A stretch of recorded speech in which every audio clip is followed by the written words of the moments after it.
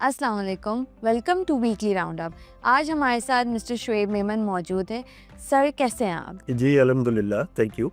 Sir इस week का अगर देखा जाए तो आपको कैसा लगता है, मार्केट ने कैसा परफॉर्म किया है? जी मेरे हिसाब से काफ़ी अच्छी परफॉर्मेंस रही है। हो सकता था कि मार्केट जो है वो वीक रहती, लेकिन 2-3 चीज़ें हुई हैं जिनकी वजह से मुझे लगता है कि मार्केट में एक सपोर्ट आई है। ओके। एक तो ये है कि रिज़ल्ट्स जो है वो सीमेंट कंपनीज़ के, बैंक्स के रिलेटिवली बेहतर आए हैं।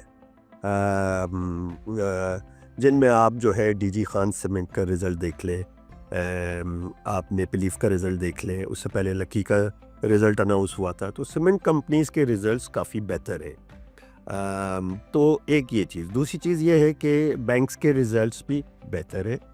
थोड़ी सी प्राइसेस ऑलरेडी ऊपर थी, लेकिन आप देखेंगे कि यूबीएल का रिज़ल्ट भी बेटर देन एक्सपेक्टेशन है। Earnings, dividend in line with expectation.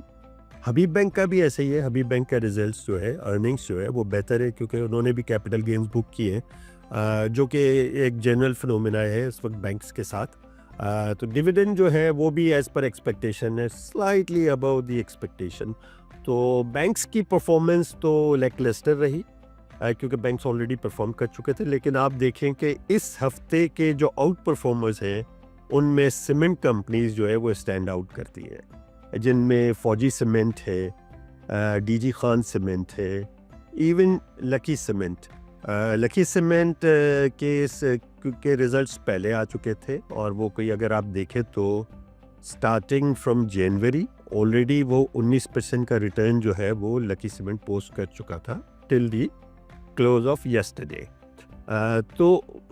इस हफ्ते इसमें कम अपसाइड हुई है। साथ में उसके और भी रीजंस है, क्योंकि स्टॉक स्प्लिट जो है वो भी अच्छा है, 1:5 का रेशो है, but probably market was expecting higher.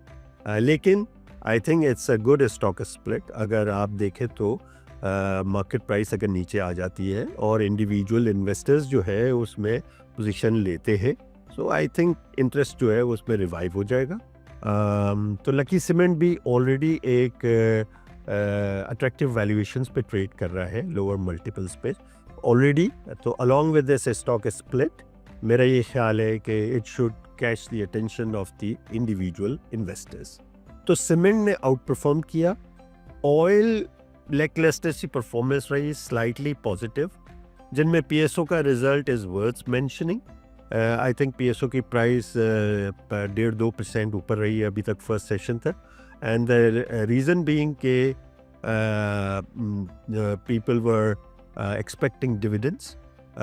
तो डिविडेंड जो है वो तो 3 साल से नहीं आए थे, उससे पहले हाफ ईयरली डिविडेंड्स आते थे।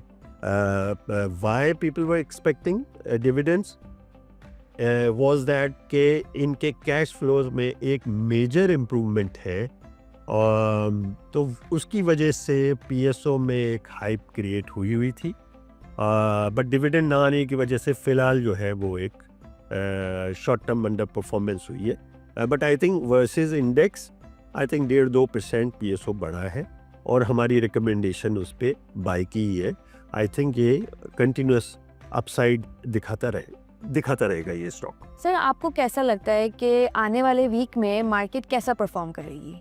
जी देखिए, मेरा ये ख्याल है कि अभी भी बेहतर परफॉर्म कर सकती है। Referring to my first answer, okay. उसमें मैंने कहा था 2 रीजंस है। एक ये है कि results, and second is of course the new money coming into stock market.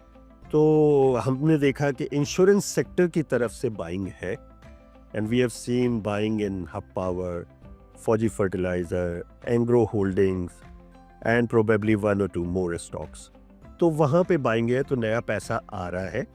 फिर ये है कि वो प्रोबेबली कंटिन्यू करेगा, ओके। एंड प्रोबेबली वो म्यूचुअल फंड्स के पास भी पैसा जा सकता है। तो एक तो ये है कि ये नया पैसा, ये कंटिन्यूस इनफ्लो रहेगा पोटेंशियली। अगर वो रहता है तो मार्केट में स्टेबिलिटी रहेगी। नॉट नेसेसरी कि मार्केट कोई मेजर अपसाइड शो कर दे, बट आई थिंक स्टेबल रहेगी मार्केट। ओके। तो उस लिहाज से प्लस अगर आप देखें तो ये जो डिविडेंड्स आए हैं कंपनीज के, ये डिविडेंड्स शेयर होल्डर्स के पास अब आते रहेंगे, जैसे यूबीएल है, हबीब बैंक है, और बहुत सारी कंपनीज के डिविडेंड्स आ रहे हैं कंटिन्यूस।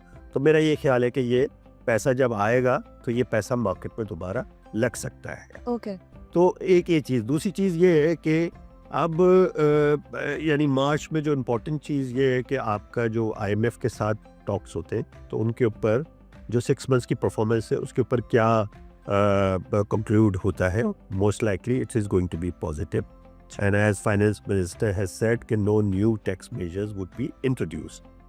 तो पॉसिबल है कि जो भी मेजर्स हों वो अगले साल के लिए हों और वो बजट में इंट्रोड्यूस हों। बट फ़िलहाल अगर ये रिव्यू जो है स्मूथली क्लियर हो जाता है वो, तो फिर उस सूरत में I think that's going to be positive. Important चीज़, another important thing would be the monetary policy committee meeting, जो कि सेकेंड वीक ऑफ मार्च में ड्यू है। सो आई थिंक अगर उसमें इंटरेस्ट रेट कट होता है तो I think that will again be positive. तो यहाँ अगर देखें तो मिक्स से इवेंट्स हैं, एक अनसर्टेनिटी भी है, आईएमएफ फ्रंट पे एक नया पैसा भी आ रहा है। I think that will keep the market stable for the time being, unless we hear of some negative things coming out from the IMF meeting. एक और चीज़ जो कि बहुत इंपॉर्टेंट मैं मेंशन करना चाहूँगा वो है OGDC, PPL and stocks related to Reko Diq project. Okay तो वो बहुत ज़रूरी है। अभी ओजीडीसी और पीपीएल के रिजल्ट्स आएंगे, एंड आई थिंक उनमें देखना, बिकॉज कैश कलेक्शन उनका कंटिन्यूसली इम्प्रूव कर रहा है, तो क्या वो डिविडेंड को इंक्रीज करते हैं या नहीं। अगर वो करते हैं तो I think that would be a big positive. साथ में even if they don't increase the dividends और जो पहले दे रहे थे, आई think that would still be positive, because number 1 उनका कैश कलेक्शन कंटिन्यूसली इम्प्रूव कर रहा है, एंड नंबर 2 रिकोडिक प्रोजेक्ट का फाइनेंशियल क्लोज जो है वो जून है।